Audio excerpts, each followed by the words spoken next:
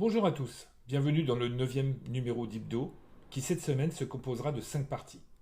Le rendez-vous avait été donné devant la permanence du député de la 2e circonscription des Alpes-de-Haute-Provence, Christophe Castaner, à Fort-Calquier, où entre 200 et 250 citoyens se sont retrouvés pour échanger à travers des prises de parole, et quand la rue sort de son silence et de son confinement, les mots sont forts, tranchants, émouvants et intelligents. Ce qui en ressort, c'est que le gouvernement ne contrôle plus la situation et ont peur que le peuple se réveille et désobéisse face aux lois iniques qui nous asservissent. La peur commence à changer de camp, car la population ne rentre plus dans les manipulations obscures imaginées par le gouvernement. Ils s'informent autrement que par les réseaux soi-disant officiels. Voici la synthèse de leurs ressentis et de leurs recherches.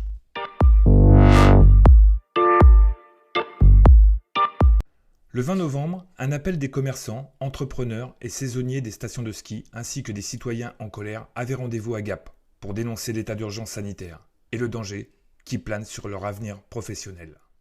Je bosse à Saint-Jean-Monclar, la meilleure des stations. Bien sûr.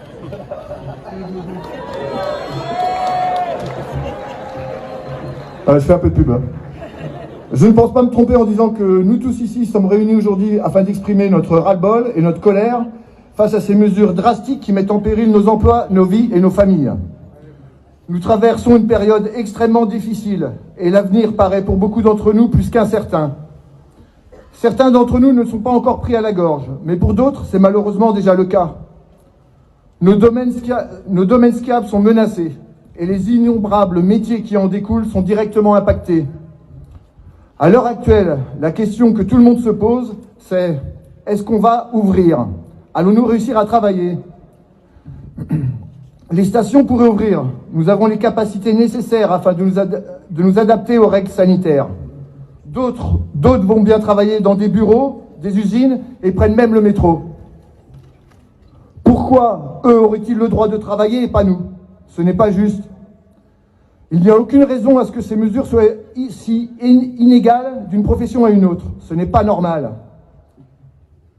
Et évidemment, si à cause des mesures sanitaires, la clientèle n'a pas la possibilité de venir au ski, il va falloir absolument trouver des solutions afin de nous permettre de traverser cette triste période. On ne sait pas où on va, et notre survie et celle de nos familles en dépend. Il nous faut des garanties en cas de non-ouverture.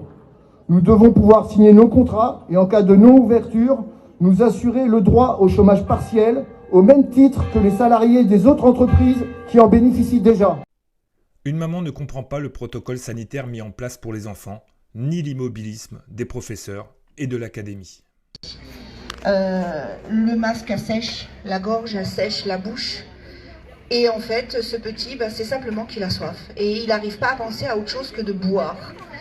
J'ai envoyé un mail à la directrice de l'école. La directrice de l'école m'a simplement répondu que elle n'avait pas entendu parler de ce problème d'eau, alors que je sais pertinemment que le matin, des mamans étaient venues se plaindre de la même chose. Et puis que, en fait, Théo, il n'a jamais demandé de boire. Et en fait, quand j'ai demandé à Théo, mais tu as demandé pour boire? Il me dit, non maman, à partir du moment où c'est non pour tout le monde, pourquoi ça serait oui pour moi?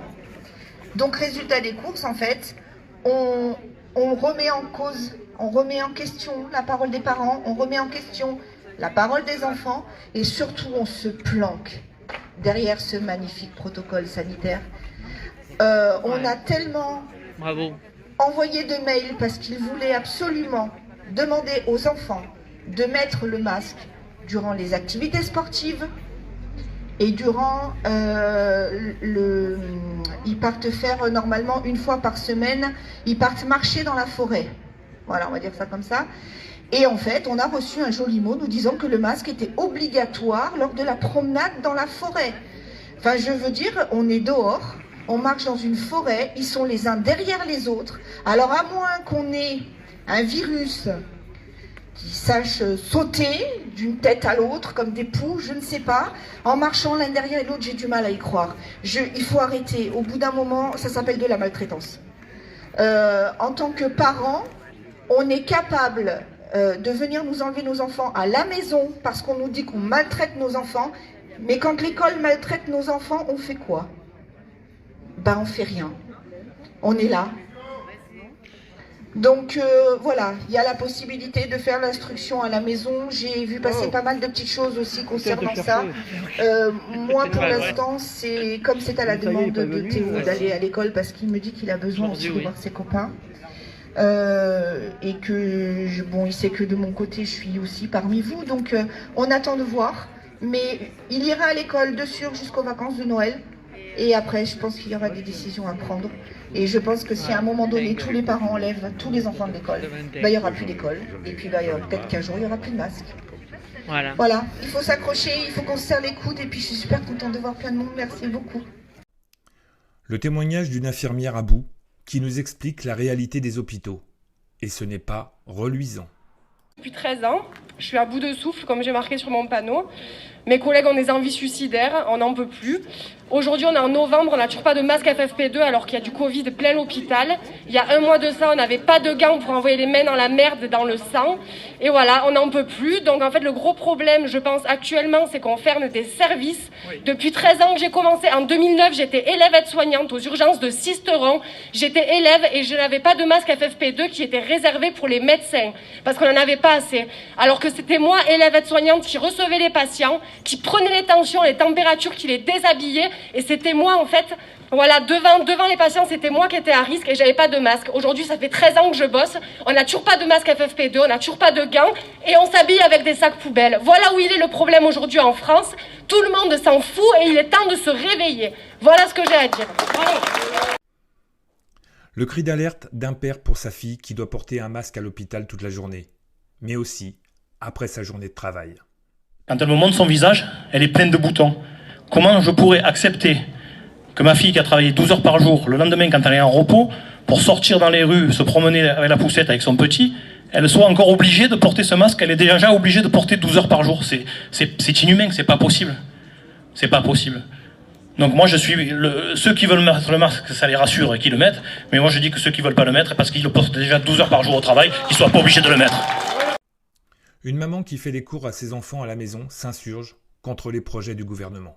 Beaucoup de parents parlent de faire l'école à la maison à ses enfants. À savoir que ça, c'est un droit depuis toujours. Moi, ça fait 6 ans que je fais l'école à mes enfants à la maison. Mes 2 enfants sont rentrés au lycée. Mon fils a eu son brevet avec mention. Ma fille est en 3e. Elle a 15 de moyenne générale. Il s'en sort très bien quand on fait l'IEF. Et ce droit, depuis quelques semaines, ils parlent de nous l'enlever. On va plus avoir le droit de choisir l'instruction de nos enfants. On va être obligé de les mettre dans des écoles. Et ça aussi, à mes yeux, c'est grave. Autant que de porter le masque. Pour exprimer sa colère, une maman écrit un texte plein de sensibilité et le partage avec nous. Du coup, je vais vous lire un petit texte que j'ai écrit parce que j'étais tellement en colère chez moi que j'ai trouvé que cette solution pour faire partir ma colère. Depuis gamine, j'ai souvent répété « Un jour, nous devrons payer pour respirer ». Eh bien, ça y est, nous y sommes. J'ai toujours dit cela d'un ton ironique, ne pensant jamais que cela arriverait. Et pourtant, aujourd'hui, si je veux sortir de chez moi et respirer, je dois soit acheter un masque que je vais mettre sur mon visage, soit décider de ne pas en mettre et risquer une amende. Pire, aujourd'hui, je suis maman et je suis face à cette horrible situation, laisser mon enfant de 6 ans dans une école qui le force à porter un masque plus de 7 heures par jour. Je suis forcée et mon enfant est forcé car ni lui ni moi n'avons le choix. Si je décide de ne pas le mettre à l'école, car j'estime que c'est pour son bien, je reçois des menaces de signalement à l'inspection académique, puis à l'aide sociale à l'enfance. Si je décide de le mettre à l'école, car j'estime aussi que c'est pour son bien, je consens à ce qu'il porte un masque sur le visage toute la journée. Je consens donc à porter atteinte à sa liberté, à son bien-être physique et à son bien-être social. Si je décide de mettre en place l'enseignement à la maison, je le prive de ses amis et de sa possibilité de grandir et de se développer en dehors du cocon familial. Je suis absolument contre ces mesures que j'estime injustes, injustifiées et dangereuses. On essaie de me faire douter sur ce qui est bien ou pas pour mon enfant. Alors je le dépose tous les jours à l'école et devant la porte, je lui mets son masque sur le visage. J'ai commencé à résister dès ce 2 novembre. Je l'ai gardé à la maison pendant 1 semaine. Au-delà du fait d'être contre le port du masque, mon enfant est asthmatique et il était pour moi inconcevable de lui faire porter ce masque. J'ai proposé des aménagements à l'école, aux médecins de l'académie, tout a été refusé. Nous avons commencé à nous réunir entre mamans, nous proposons des petites actions, je vais vous en parler tout à l'heure, et je participe à tous les rassemblements. Je suis la seule maman devant l'école à ne pas porter de masque. Toutes ces petites actions sont pour moi ma manière de résister et de montrer aux yeux de tous que je suis contre toutes ces mesures. Je revendique ce qui est pour tout être humain 2 droits fondamentaux, inscrits dans la Déclaration des droits de l'homme et du citoyen de 1789, la liberté et la résistance à l'oppression. Je décide de ne pas appliquer et de ne pas accepter des ordres qui sont contraires à la loi et des ordres qui me privent de mes libertés. Je n'ai pas l'impression de mettre en danger qui que ce soit en faisant cela. Là, je ne porte pas de masque, mais je suis à distance de vous. Je fais attention aux autres. Et pourtant, tous ceux qui portent le masque nous traitent limite, ceux qui n'en portent pas, de criminels. Mais pour ma part, je n'ai pas attendu la Covid-19 pour appliquer du bon sens et des gestes d'hygiène simples. Je me suis toujours lavé les mains, j'ai toujours toussé dans mon coude, j'ai toujours évité d'embrasser les gens lorsque j'étais malade ou d'aller voir mes grands-parents lorsque j'étais malade. Et j'ai appris cela à mes enfants. Nous devons arrêter de vivre dans la peur. Nous devons vivre avec les virus et bactéries qui nous entourent et qui font que nous sommes vivants aujourd'hui. Les quelques personnes qui nous gouvernent ont réussi au fil des semaines à nous faire accepter ce que nous n'envisagions même pas l'année dernière. Auriez-vous imaginé ne pas avoir le droit de sortir ? Auriez-vous imaginé devoir vous faire à vous-même une autorisation de sortie ? Auriez-vous imaginé tous porter un masque alors que l'on nous répétait sans cesse qu'il était inutile en cas d'épidémie ? Est-ce que les enfants à l'école primaire portaient un masque de septembre aux vacances de la Toussaint à l'école, même de manière volontaire ? Non. C'est bien que cela ne venait même pas à l'idée des parents de le faire. Et voilà qu'en novembre, tous les enfants en ont un, et c'est ceux qui ne veulent pas le mettre qui sont exclus. Arrêtons de faire les choses à l'envers. Protégeons les personnes fragiles, soignons-les, mais arrêtons de condamner un pays tout entier. Si certains parents veulent mettre un masque à leur enfant, car cela les rassure, qu'ils puissent le faire, mais qu'on ne fasse pas de cette démarche une obligation. Aujourd'hui, en 2020, je sors de chez moi et j'ai l'impression d'être dans un cauchemar. Les gens portent un masque, ne s'embrassent plus, ils en viennent à avoir peur de l'autre, et même à dénoncer leur voisin qui a osé parler avec quelqu'un dans la rue et à faire la bise à son ami. On envoie nos enfants masqués à l'école et on refuse d'écouter les médecins qui alertent sur les conséquences. On empêche aux médecins et aux spécialistes de parler, on les empêche de prescrire un médicament qui soigne, on les empêche de faire des certificats médicaux et quand ils le font, ils sont remis en cause par l'éducation nationale. On interdit aux commerçants et aux restaurateurs d'exercer au profit des grandes surfaces et des sites en ligne qui ne savent déjà plus quoi faire de leur argent. Au milieu de ce cauchemar, moi je me sens seule. J'ai envie de crier, je me demande pourquoi personne ne vient crier avec moi, pourquoi personne ne s'insurge.